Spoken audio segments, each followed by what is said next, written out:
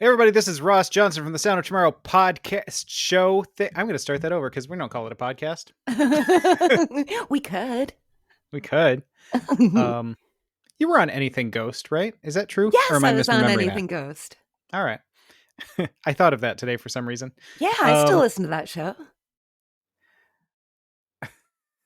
Hey everybody, I'm Ross Johnson from the Sound of Tomorrow show. Coming up on that show on WAYO 104.3 FM Rochester, we're talking about COVID.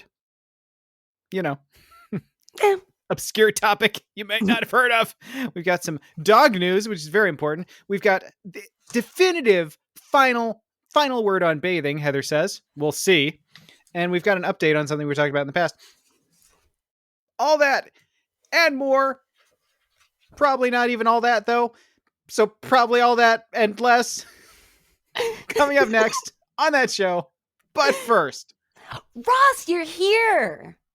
Yes, I am here, Heather. I've actually been here for the past 20 minutes waiting for you to get your tech together and log in for recording. I know. I'm sorry. I think I had too many tabs open and it was jamming things up. Open tabs are good, though. That says to me that you're getting your research together for today's show. No, not at all. Not one bit. Okay, well, true to form. I see. So that's, Absolutely. Something. Okay, but why so many tabs then? Heather, you be shopping? Usually. But nope, not today. As you know, we're very nearly to my birthday month, a holiday I take quite seriously. I am looking very forward to your daily October texts reminding me it's your birthday month. Wow. And to think you're turning 58 this year. I know. Wait, are you really turning 58? I may as well be. But yeah. Anyway, as I often do this time of year, I've been a little bit introspective, just thinking about myself, my life, what I want for me going forward, all that good stuff. Yeah, which is also you every non-birthday month as well. So. I never claimed to not be egocentric. Know thyself. That's what they say. So good for you. Exactly. So in my delving and analyzing and planning, I've been on a journey of further self-discovery with a little help from my friend, the internet. As everyone knows, the internet is the only friend that will never steer you wrong. Hey, if it's on the internet, it must be true, right? Ugh. Okay, but so introspection, that's always good, even if it is on the internet. So did you like get back in online therapy like you were doing for a while until you ran out of money and then couldn't afford it anymore? Was that? Oh, I wish, but still out of money. That stuff was expensive. Yeah. Are you trying some of those guided meditation sites? Nah, I'm too twitchy for that. Are you? Oh my God, Heather, are you suddenly becoming spiritual in your dotage? Not yet. Not spiritual, right? Yeah. Not yet. Yeah. Then, I don't know. Are you doing like online courses or? Kind of. You're close. I guess the easiest way for me to explain my journey is to share some of the things I've learned about myself. I would love to hear it because I know you're going to tell me anyway, and I have really literally nothing better to do right now. So that's fine. Sort of stuck here. So one thing I've learned about myself in my journey of self-discovery is if I were a Disney villain, I'd be Snow White's stepmother. Huh. She's very vain. I think it's a good fit. Here it is. A fern would look good in my house. Yes. I mean, ferns look good kind of anywhere. True. They're the little black dress of plants. Backless, strapless, classical little fern. Yeah. Ross, I'm not smarter than a fifth grader. I mean, who is besides maybe other fifth graders? But okay, so Heather, how is this introspective though? Some of my research has just been fun. Like how I learned that if I were a dessert, I'd be a coconut cream pie. Huh. Not a Bananas Foster? No, coconut cream pie. Why? Well, Bananas Foster has alcohol in it, and usually you do too. Oh, you got me. And bananas. Anyway, I should visit Australia. Okay. And I should be eating brownies of all things for breakfast. You should? Yes, apparently. And I'm arrogant. Wait, you are, but still, I'm not. Okay, I'm not. No, listen. You got arrogance. You're a really cool, confident person and you know it. TBH, good for you. Sometimes, though, you've got to make sure your confidence isn't turning into cockiness. There's nothing wrong with knowing your worth, but the world, unfortunately, doesn't revolve around you. Okay. Oh, Uh, what? Oh, uh, what? okay, you're on BuzzFeed again. Yes, you took the. If you don't lie, the choices you make in this quiz will determine your true weakness quiz. Whoa. Okay. Yes, I did. How did you know that? Okay, you're not the only one who takes BuzzFeed quizzes, Heather. I know you're arrogant, but wow, did you ever happen to think that if I were a main course, I'd be a hearty vegetarian shepherd's pie? You would? I would. Oh, Ross, I could so see that for you. And I'm really happy you shared this with me. I'm so glad you're taking good care of yourself too and checking in, doing the work. If I were a house, for example, I'd be a lovingly restored antique farmhouse, not too far from the city, but still rural enough to be private. Aw, I'd be a quaint seaside cottage. Because you're small and old and weathered, Yeah, pretty much. full of geese. Are geese at the seaside? They would be Do if you were geese there. go in the sea? Or do they I don't do know. lakes? Is there a sea goose? There's just you'd be literally, you would be overwhelmed with sea geese. Yep. I see geese and I eat them. I quit. Hey everybody, I'm Ross Johnson, your favorite co-host. And I'm Heather Zykowski, the babe with the power. Welcome to the Sound of Tomorrow, right here on WAYO LP Rochester. Where it's almost October. Did you It notice is. all the stupid Halloween stuff has been out for like a month already? Oh, it absolutely has. And some of it is just wild. I will admit, I did fall prey to a Halloween display at one of the places where they sell home goods around Okay. town. And I did buy Was it literally Home Goods? Is that what that place is called? I never know if it's like at home goods, the home store. Well, those are all different stores, so it literally depends on where you were. So I don't you know. were obviously too drunk to know. What's the name of that store? Is it Wegmans, Tops, Aldi's, BJ's? I don't know. Whatever that one store is. It's the one. If they have a liquor department, I walk in. It's the one where none of those do. So I don't know if that's. It's the one where Tops used to be. Okay. Which one is that one? I don't know what they are. I'm just saying I know that they exist. Well, see, I've forgotten as well. But okay, I didn't go there. Is my point. So really cool mugs that are shaped like skulls. And they're like all shiny and iridescent. And I can drink my spiked hot cider out of them. That is a great story. Yeah. That's what people tune in for. This is primo SOT content.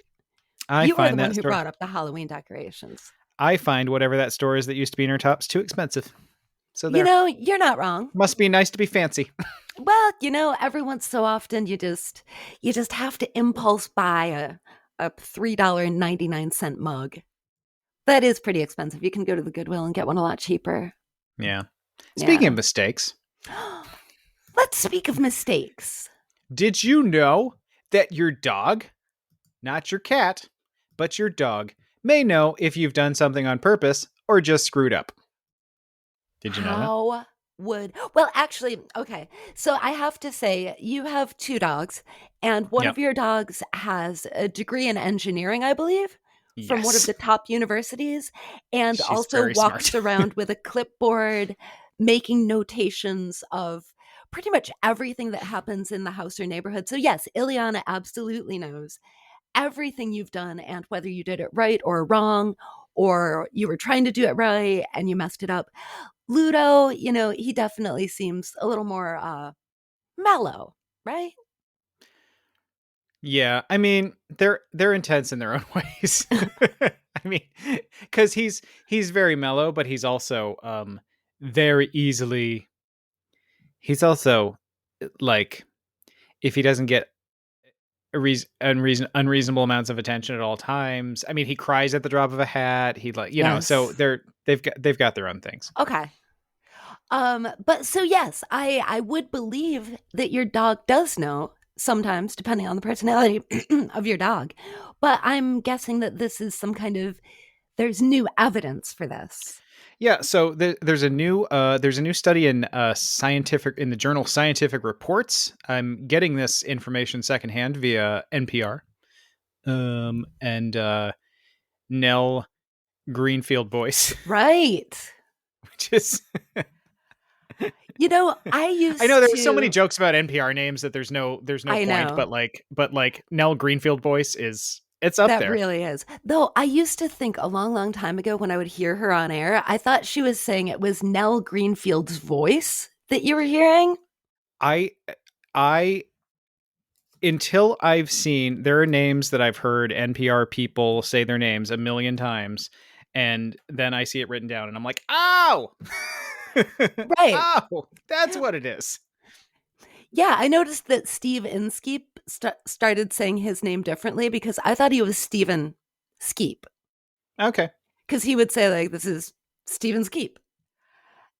And I noticed that he started pronouncing his name a little bit differently so that people could actually figure out what was his first name and what was his last.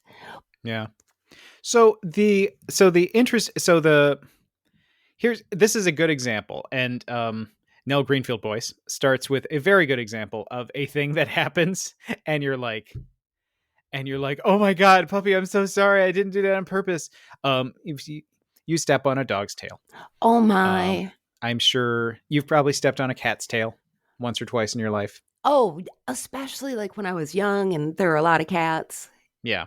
So you step on a dog's tail and you go, what happened? I don't know. I'm sorry. And the dog's like that, you cause this pain and injury to your dog, right? Oh, And you're yes. like, I want you to know that I need you to understand that was not on purpose, but you don't really. That's not one of the vocabulary words that you train your dogs to learn. Is like, I'm sorry versus no, I did that on purpose. That's just not a concept that if they get. Okay, so there's a new study out from the journal Scientific Reports again. This is from the Dog Studies Lab, which is a real Wow. place at the Max Planck Institute for the Science of Human History. And that's laboratory, not Labrador. That's a it's a laboratory. Yeah. Um, I'm sorry. I just in relaying this story, I just got fascinated by the fact that the Max Planck Institute for the Science of Human History in Jena, Germany, has a dog studies lab. But good for them. So, there's a so they did a study where they would there's like a treat. There's a glass window and a little gap, and they would offer the dog a treat, and you do it however many billion times or whatever, and then you would like sometimes you would sort of intentionally not give them the treat, and you'd sort of drop. So there's I'm not explaining this very well. So there's a glass part. There's like a little glass wall, right? Okay. But the dog can go around. You can Okay. it's open on either side, and there's a glass wall, but there's a little hole in the middle of the glass. The dog stands on the other side of the hole. You feed the dog a treat, right? Except sometimes you expressively don't give the dog the treat and you just sort of drop it on your side of the glass. Other times you go to give the dog a treat and you sort of fumble it and you're like, oh my God, I dropped the treat. Oh, and it falls on your side of the glass. You make it so it falls on your side of the glass. The way they have it set up, there's a little ramp to make it easier for it to fall on your side of the glass if you accidentally quote unquote fumble it. And what they found is that the dogs can run around at any point. So they're free. They're not tethered. They can run around the glass. They can run around and get the treat.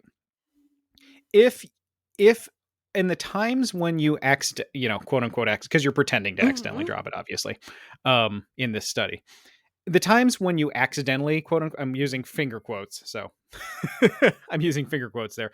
So the times when you accidentally drop it, the dog will run around and just grab the treat because they're like, oh, you want me to have this treat. The times when it was sort of deliberately pulled back and then dropped, the dogs will stop. They might still get it, but they will much more frequently hesitate. They will Wow. stop or they won't get it because they see, the possible interpretation is that the dog is making a distinction between, oh, you wanted to give me that and then you accidentally dropped it and you didn't give it to me, versus you didn't give it to me. You don't want me to have it. So Wow. it's interesting. And I've seen this all the time, because I'll drop treats all the time. And depending on the circumstances, I've sort of seen this where the dogs will be like, did you drop that for me to, is that mine and you dropped it? Or is that you just dropped it and I'm not supposed to have it? They will, if it's not clear, they will wait. They will sort of hesitate because they sort of know. I mean, we did sort of train the dogs to like not just grab a random piece of food. If it's garbage or a stick outside, that's a free, that's a Yes. free, that's a freebie. But if it's like something that drops on the floor in the house, they don't just lunge for it, which is good. But they do seem to, like, if they don't 100% make the distinction, they do they do seem like they take a second to figure out, like, can I have that? So I've seen this in action. I feel like this is another thing where, again, I'm glad, it's easy enough to be like, well, I've seen that with my dog. That's very obvious.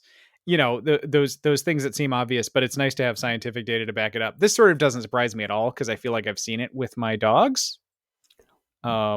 It's nice to know that when I've stepped on Ileana's tail, maybe she does understand that I'm very sorry about that. or Yeah. or slammed her in a door. She for Oh, for a very sensitive person who seems very nervous sometimes, she also likes to be right in front of you in weird places, so it's a little tricky. But yep. Wow. Now I'm trying to think about whether this is true with cats.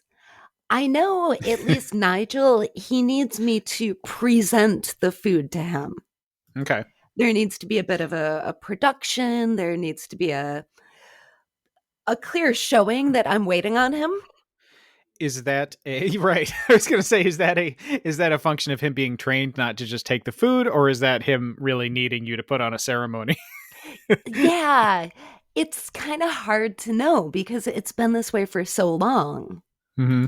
that food has been presented. Well, except for his dry food, like that is just always full. Yeah.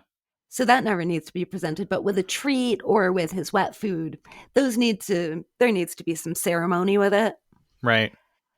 But yeah, and as far as any kind of perceived stepping on tails, because Nigel, let's see, he does like to get underfoot, but most people are very cognizant of that.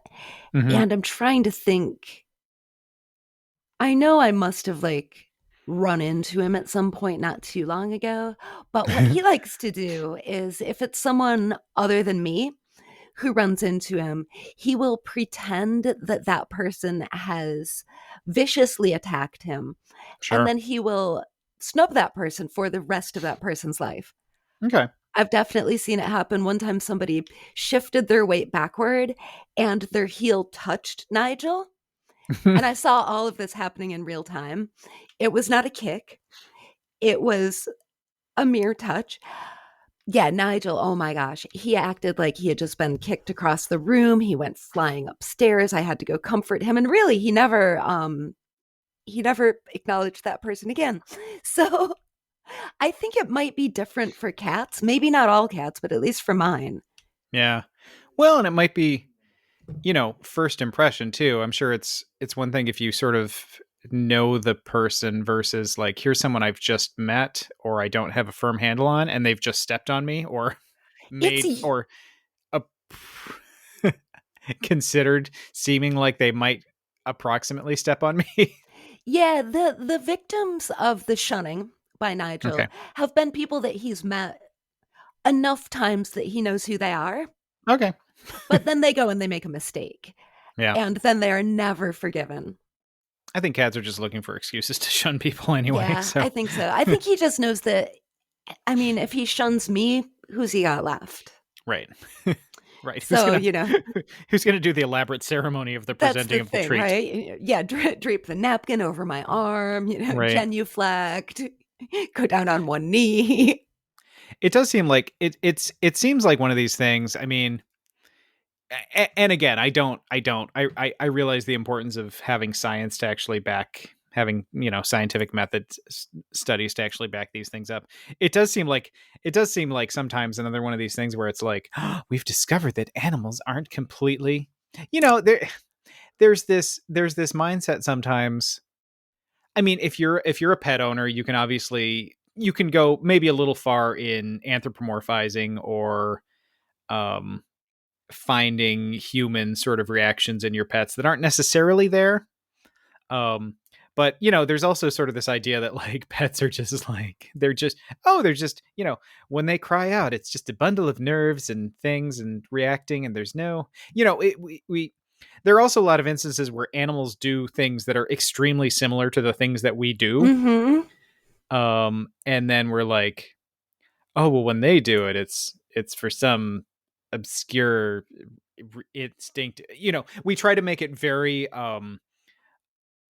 we try to make it very unemotional and scientific, and like, well, it's just some neurons firing in their brain, as though it's not exactly the same with us when we do that thing. Yeah. But we'll try to make it very clinical, and then we act surprised when we see evidence that like, oh no, they seem to be reacting to that thing in the same way that we do, for kind of the same reasons. And dogs are a special case in particular, and cats to some extent too, for like animals that have learned and developed over a very long period of time to Yes. sort of be more like us for various reasons. Mm-hmm. um so I don't know, it's all very interesting, but I'm not terribly surprised by some of these things as well. Yeah, no, not at all. No, and I don't like it when people don't think animals have thoughts and feelings. Yeah. Because I mean, I guess Nigel probably doesn't have opinions about TV shows like I do. Hmm. But that doesn't mean he doesn't have opinions about, his favorite foods like I do. Yeah, I mean, I guess it's good to respect and try to understand as much as possible the ways in which we're fundamentally different.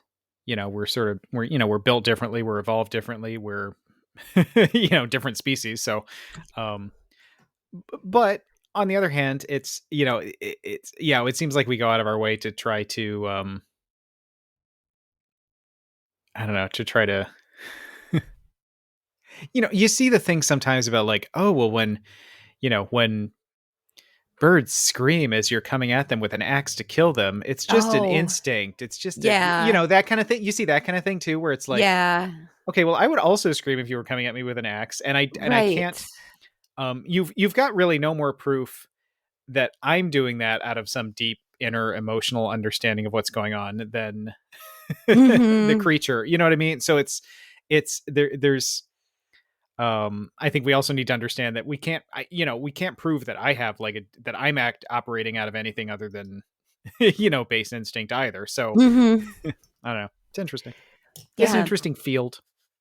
Yeah, it definitely is. I love things like that. I love the theory too, with like the similarities between our pets and humans. I love how people say that cats just think that we're like weird shaped cats who are pretty bad at being cats. I buy that. I just think it's so funny. Sometimes I think it's a little bit the opposite with Nigel, and he just thinks he's another human. Right. And he's like, "Of course I'm a human, Right. naturally. I just look a little different, is all." I think of my pets, Ludovic. Ludovic thinks he's a human. Ileana thinks Ileana Ileana knows she's a dog, and doesn't understand why she has to follow human rules. She's very good at following rules. She's very well trained. She does what she's supposed to do, but she sometimes, the look she gives you sometimes, like, all right, I'm gonna do this, but this is dumb. I don't know why I have to do this. Oh, So that's so she cute. knows she's a dog, but she doesn't quite understand why. Or Yeah. why there needs to be a fence around the backyard, why she can't just run free and that sort of thing. So Oh gosh. interesting.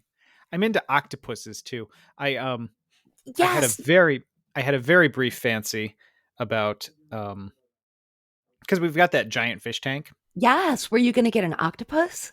I see, here's the problem. So they're I mean, they're, I guess they're incredibly hard. There are a couple of barriers there. One, I guess they're incredibly hard to keep in one place. Like, and I was reading a couple books. I've read a couple books about like octopuses at the zoo or people who work with octopuses. Right. And you're like, we've got this lid with not a single crack in it and 80-pound weights on top and blah, blah, Yes. blah. And we'll just come home and the octopus was just like under a table on the floor. Yeah, that's what I've And heard. They sometimes can like they die, like they can't get back to the tank. They got out somehow. So that would be horrifying. That would be so awful. Also, Um, I have to admit, if I had my beloved pet octopus mhm, and I happened to wake up in the middle of the night and my octopus was like looking at me from the foot of the bed, I'm yeah. not sure how I'd feel about that. Yeah, that'd be a little creepy. Um, so that's a barrier. And then also they just don't live very long. They only live like 3 years. That's Um, true. and Oh they, no. Did you see that movie, like My Octopus Teacher? yeah. Oh my God. So that seems really sad. Like that seems constantly really Yes. sad. And they go through a phase at the end of their life where they basically go into like deep dementia for like the last few months of their lives. To where they sort of barely react to anything at all. So I feel like if it's not, I feel like for the work that would go into it and the love that I would put into anything that would live in my Yes. house, it's not a lot of. I feel like 3 years is not enough, and I'm sorry, Yeah. octopuses. Um, I say I'm sorry, but there's probably better places for octopuses than my house Mm-hmm. anyway. So Yeah. it's not like I'm doing that. I also am not 100% convinced that I would be doing the octopus a service. I mean, the tank is really nice and it is gigantic. I Yeah. am just now remembering how I cried for approximately a week after seeing that My Octopus Teacher Mm-hmm. movie, and I can't. That was just an octopus I knew from TV. Right. Like that wasn't one that I knew in person. Yeah, Right. no, no. But my heart could not handle that. Yeah.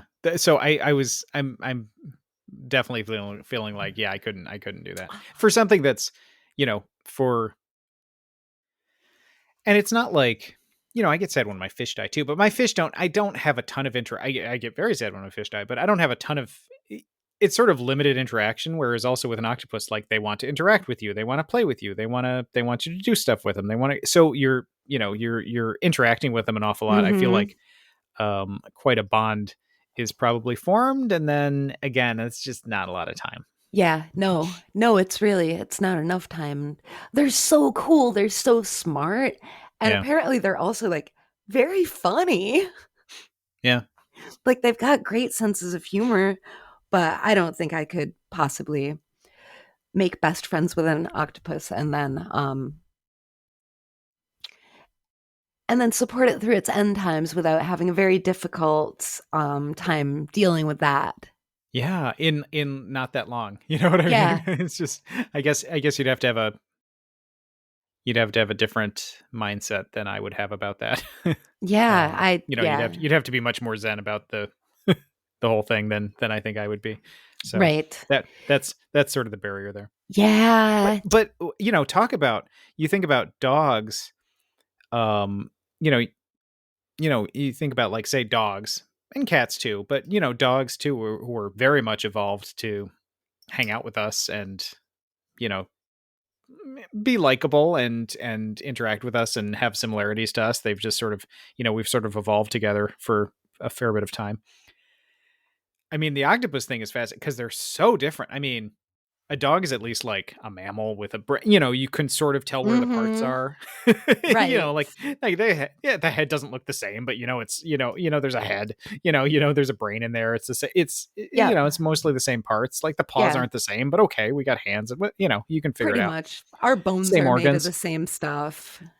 So the fact that we have stuff in common with octopuses and can form, people form interesting relationships with octopuses, that's Mhm. fascinating to me because they're so alien. They're Mhm. so different from us. That's it's fascinating. It makes me wonder about aliens. I know. Now, octopuses came from Earth like we came to Earth, so maybe we're just all really similar because we came from the same planet. But you wonder like how universal some of the stuff is. Mhm. Yeah, because they are. they're pretty wild. And Yeah. you hear the stories about like there was one bad shrimp that was in with the rest of the shrimp, and the octopus will like come and throw it on someone's desk. Yep. It's so funny. But I don't know a good segue for that, except I was going to say, I guess, one good thing, if you had an octopus, you wouldn't have to bathe your octopus, Oh, there unlike, you go. how you sometimes have to bathe your dogs. On Perfect. rare occasions, you got to bathe your cat. And as we've been discussing at length on this program, do you have to bathe yourself No. or not? No, you get people to do that for you. But I Or think am I misunderstanding the question? yes. So, Okay.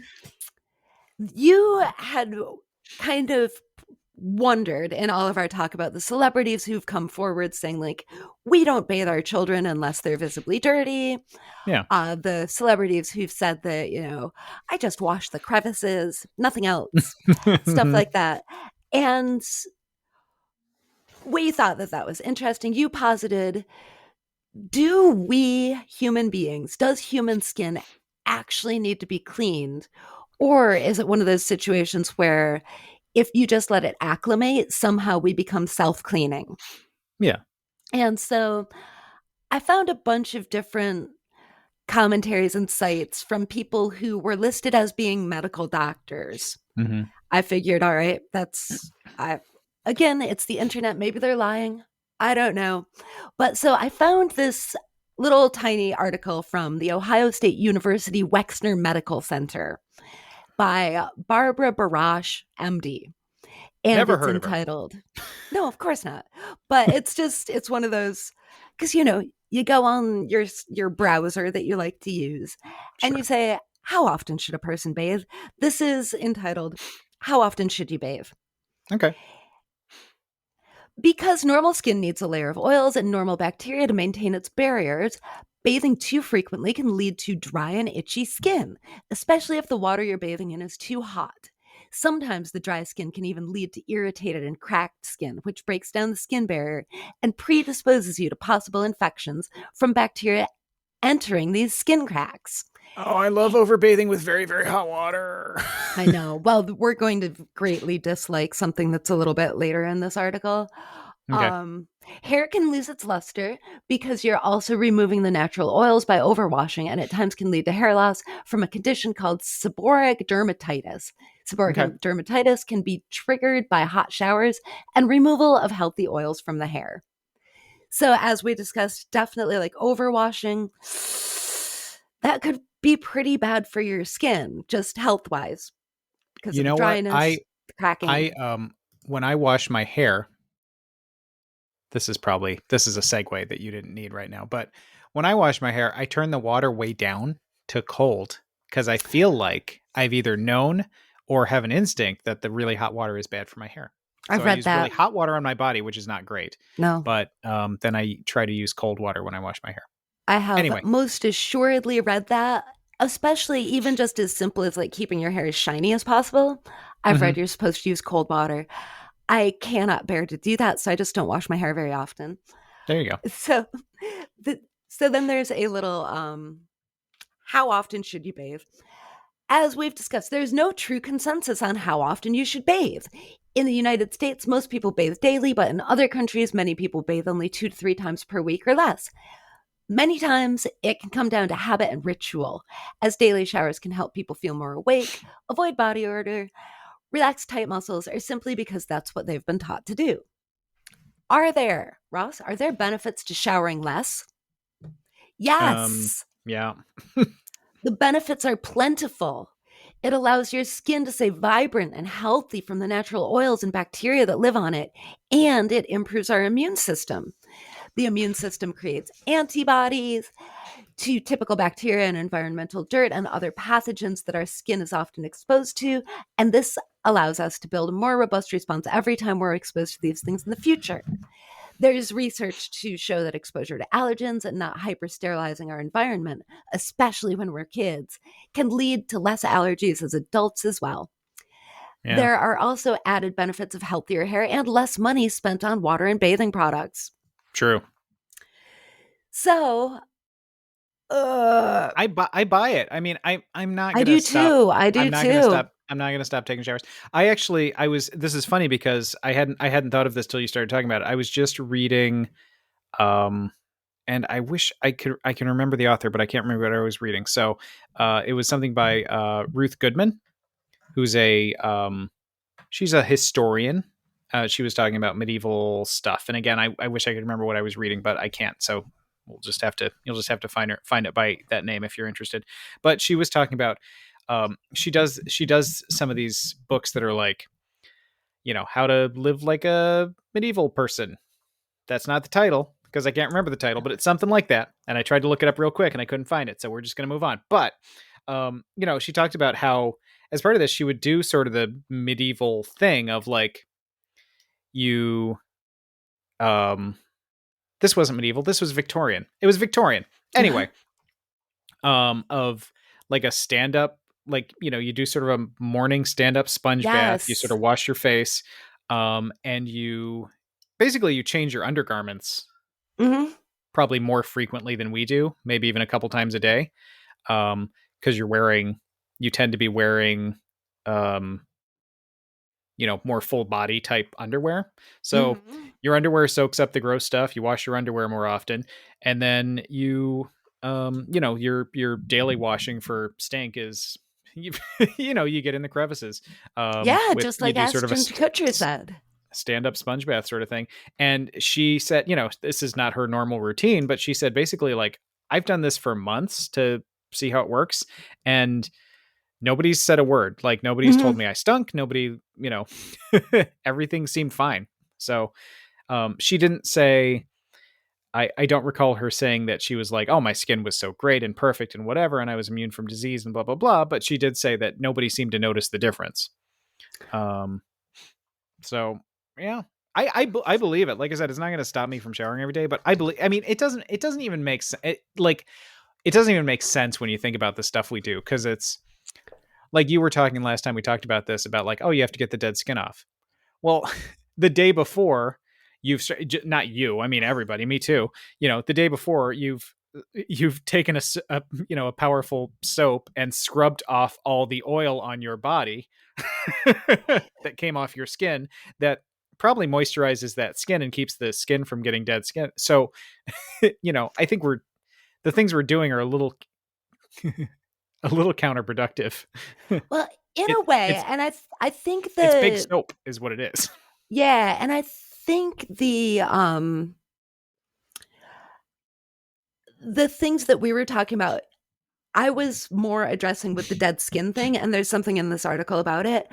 When you were saying, like, if you just stopped washing forever and ever, would your skin eventually normalize Mhm. and you would become self cleaning?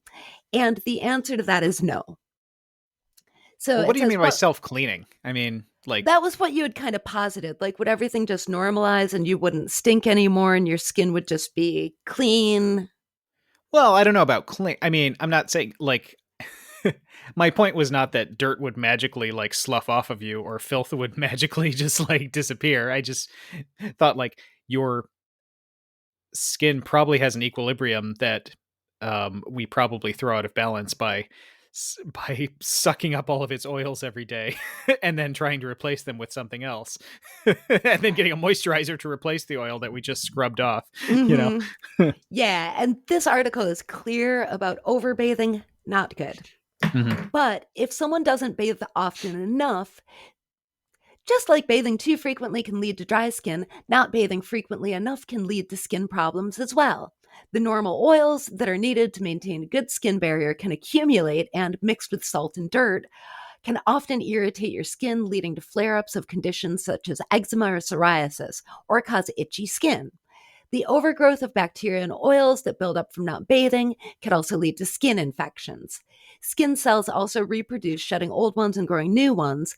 And when you don't bathe, the dead skin cells can accumulate on your skin, leading to a hyperpigmentation of the skin. And of course, there's the obvious effect of body odor. Then again, they go into, can someone bathe too much? Yes. And it all depends on how dirty you get. They say how active you are, which I know that's something for me. Like I tend to work out a lot and get really sweaty. Hmm. And I just want that sweat off my skin because it doesn't feel good. But it says, if you do a daily shower, 5 minutes with warm water, not hot, which is the part that we don't like about this. Yeah. Because I like a hot shower, especially on a winter day. I like to just boil my skin.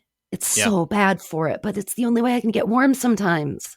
Although I don't know, they say that, and maybe my skin's just okay. Like, I don't know. I don't feel like I have huge skin problems, I and maybe don't, I'm just when I lucky. do that, like I don't get really itchy or something. Yeah, I mean, because I boil myself, and even Yes. Mike's a little horrified by the extent to which, like, Mike knows you've got to, like, you can't just get in the shower with me because you'll die.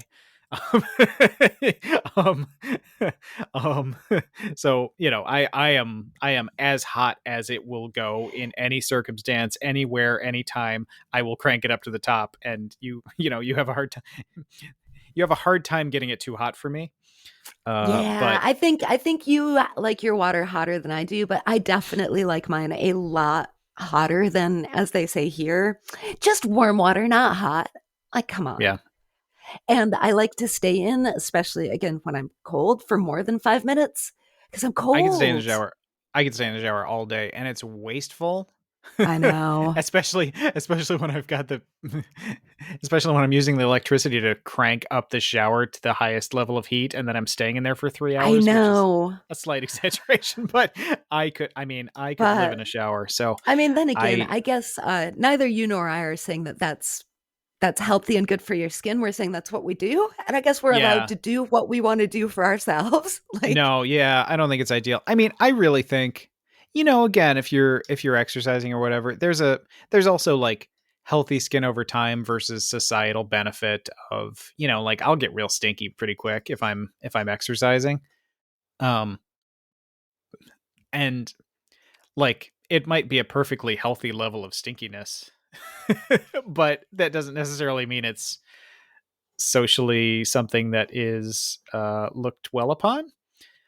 So, there's also health versus like what you have to do to live in our society without people kind of looking at you like you used to. And if you know what, and if you do, and people look at you that way, and it doesn't bother you, great, good for you. But I don't, I'm a little uncomfortable if I feel like I stink. So yeah, so am that's my I. societal programming. And even I don't think I get too stinky when I'm working out, but definitely when I'm just like sweat everywhere, like, okay, when I'm done with that, I don't want to just let that dry. Yeah. But so But that's that could kind also, of but the, with sweat, I mean, really what you're getting off is the salt, which you could just do with water. I could, I suppose. You don't really need the soap for that. I don't know. I'm I telling you, want the this is all soap. about big soap. I love big soap. I love to use Hey, soap. put on the soap to wash all the stuff off. Now put on the moisture. I mean, it's the whole like shampoo conditioner process sort of makes me laugh too. And I do it. I do it like anybody else, but it's like I've got this soap that is going to get rid of all of the moisture and oil from my hair. Whew, great. Okay, now I immediately have got this thing that puts oil and moisture back in my hair. Perfect. It's a perfect plan. It's sort of like it's like if every day I took a like a grinder and ground all the enamel off my teeth and then like plastered enamel back on my teeth. Like that's sort of I know. It that is weird. which is a thing I do also, which I Of guess is not they course. say is not good for you. But That no, it's not. Protect that enamel. yeah. But one last thing in here, if you do want to cut down on how many showers you're taking, which every time we discuss this, I'm like, yeah, maybe I could only shower twice a week. But I just know that's not my habit. Mhm. Kind of unfortunately, it sounds like I don't really need to shower that much. Yeah. But do the Ashton Kutcher thing. He's actually got it. Like focus on the crevices. Yeah. You will stay perfectly lovely. Yeah. I've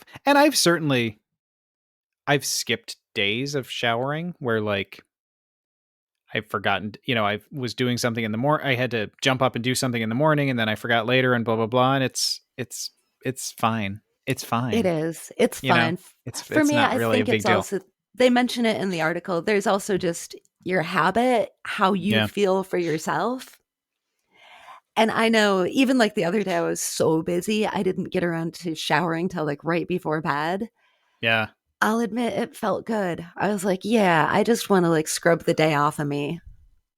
And I also find that a shower before bed is very nice, which I try not to do because that seems like very decadent and ridiculous to take a shower twice a day. Hmm. But um, a couple times, especially with COVID and stuff, where like schedules are sort of weird. I've definitely had things where like, oh my god, I've got something I've got to get done, so I jump up out of bed and I start doing the work thing, and then I get into that, and then I'm doing that for a few hours, and I'm like, oh, I haven't taken a shower yet. Okay, what am I doing? And where it's gotten to like the end of the day where it's like, I'm going to take a shower. That is a nice thing to do before bed, by the way. That is a pleasant thing that they say helps you sleep. And I think it's Yes, true. and I think it does. Yeah, see, I don't know. I don't have the greatest time of day to shower because I do it in the evening, Okay. but it does kind of cut up the day from like working and working out and taking care of this. Because then once I've showered, I kind of get to relax a little bit more. Mm-hmm. So it's I like nice. it. I like it. You know what else I Yep. like? What else do you like? I like this update on this story that we talked about last week about the Pennsylvania school district. You'll recall the school in southern the Central York School District in southern Pennsylvania. They had Yes. banned. This was if you didn't hear the story last week, just take my word for it. They had banned the most egregious, ridiculous, absurd, giant list of books. Yes. That I guess the best way to express it was to say that the school board president said it was only a coincidence that every single book on this list and only the books on this list were by and or about people of color. Mm-hmm. And things like children's books about Rosa Parks, Right. Yeah. the children's book about Audra McDonald, the Yeah. the Broadway star. Yeah, so just really absurd. I mean, really, really, really blatant and absurd, and really no. There's sort of no, as much as they were kind of trying a little bit, sort of no way to talk your way around. Mm-hmm. Like, we've removed every book about Rosa Parks. Right. If you're a child in our school district, you have no way of knowing that Rosa Parks ever existed. Yep. And it was like especially egregious in that the Rosa Parks book, for example, was from the This Is Me series. And the only This Is Me books on the list were the ones featuring Black historical figures. Right. All of the other This Is Me books, presumably, George Washington, for example, those stayed in the library. Those were fine. Yeah, It and there was were a only couple the of other one, only the there children's books about Black historical figures there were a that couple were of removed. children's book series like that where, yeah, all the white people stayed, black people went. So anyway, the update on this is, and it really seemed like they were digging in their heels, but apparently the school board has reversed its decision to ban. And now the article says to ban anti-racism books and resources. I mean, some of these, like, again, a children's book about Audra McDonald, or I mean, the fact that we even have to consider that anti-racism as opposed to just, I mean, I guess it's anti-racism in that it's a book about a prominent black citizen that might make you think twice about being racist. But the fact that we even would consider that an anti-racism resource instead of just like a historical book about a person Right. is, Wasn't it a biography? well, there was a ton of different stuff. I mean, No, but the but one there, about the Broadway star? That was most of just these like, look, life on Broadway. most of these, I mean, the overwhelming majority of these were just biographies or children's Hmm. books. Um, there was a Sesame Street book. Oh my gosh. Oh my gosh. I don't remember you Anyway, mentioning this one. so the the student group, there were protests from the student group. The parents apparently were split, which I guess is, according to the articles I was reading, I don't know what the exact split was, but they were split. The fact that you have to be split on this is the fact that you would be split on this is absurd. But I guess that's how you get an all white school board that gets rid of all the books, that sets all the books about black people on fire. um they reversed course. Apparently and it was student protests apparently.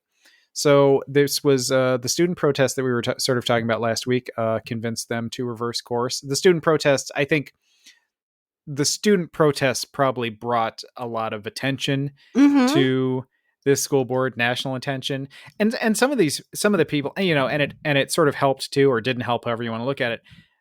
There were some sort of big name famous authors among these things who were like, hey, wait a minute.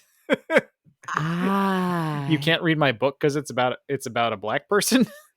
um so anyway, they've reversed course again.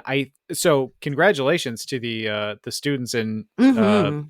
the Central York School District who have brought attention to this and got them to reverse course. This is something I think that this is the kind of thing that I think we cannot stop being incredibly vigilant about, because Right. holy crap. I mean, Mm-hmm. if if a bunch of adults in Pennsylvania, which is, I guess, I don't know, yeah, okay, Pennsylvania, but Florida of the North, I guess. But I know some lovely people from Pennsylvania. It's fine. Mm-hmm. But Mm-hmm. you know, if if you can be that egregious with some of these examples in some of these books, just to say like children may not learn about Jackie Robinson in the school district Mm-hmm.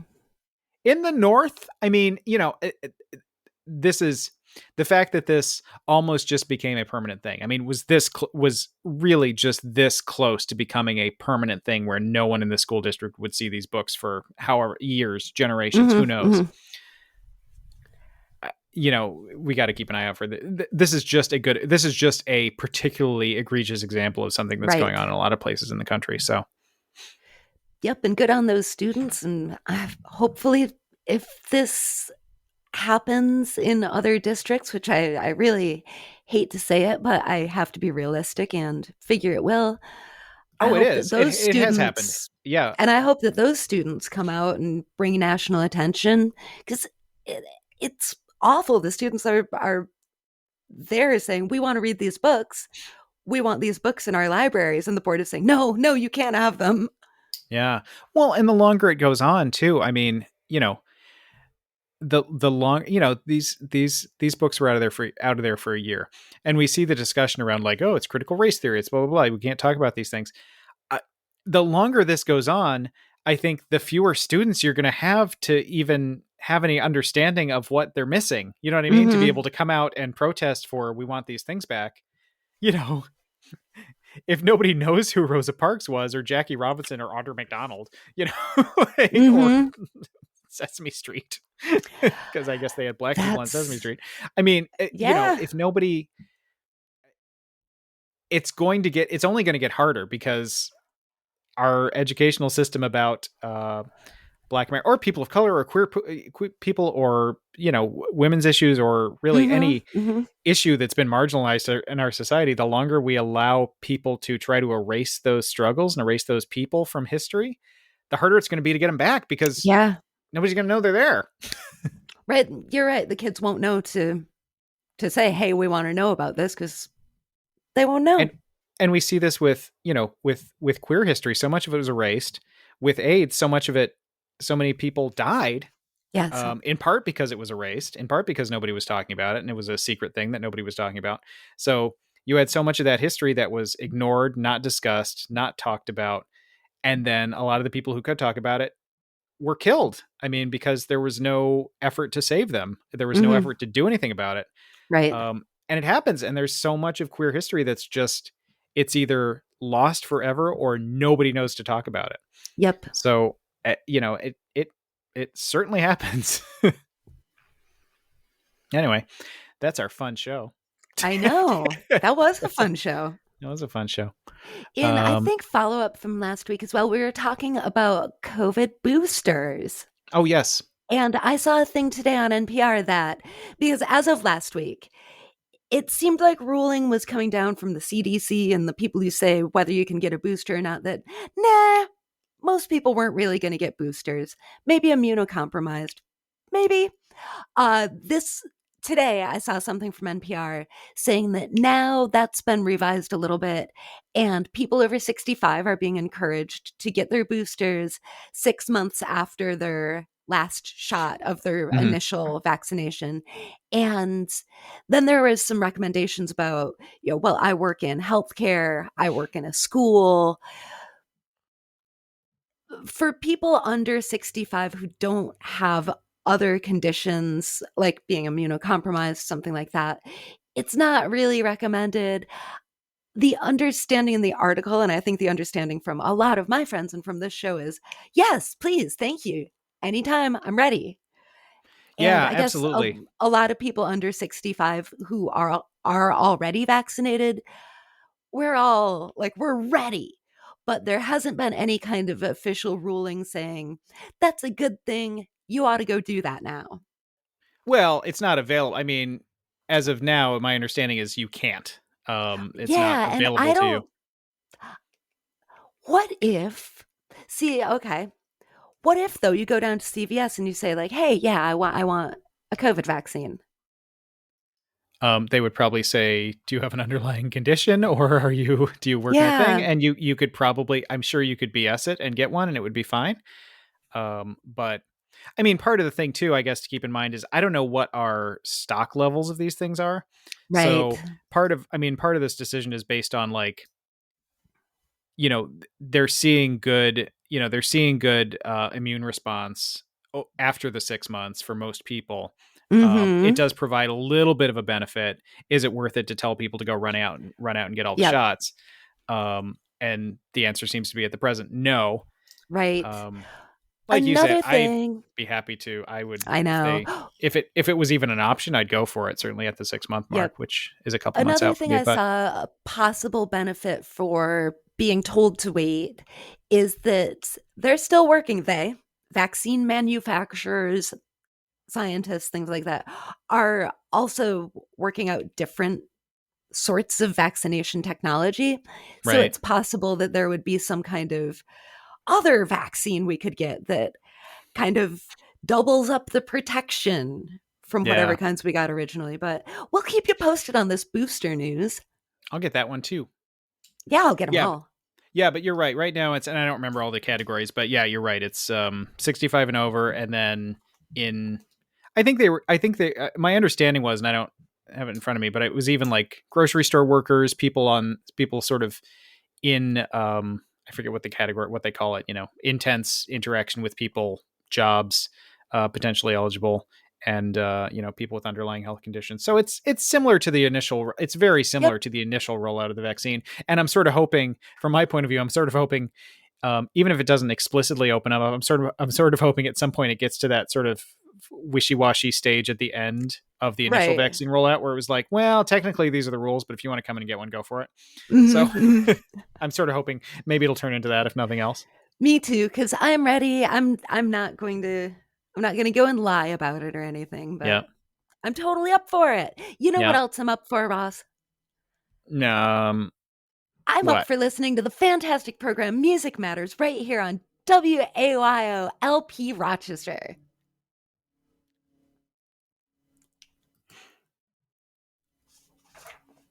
So happy 58th birthday month, Heather.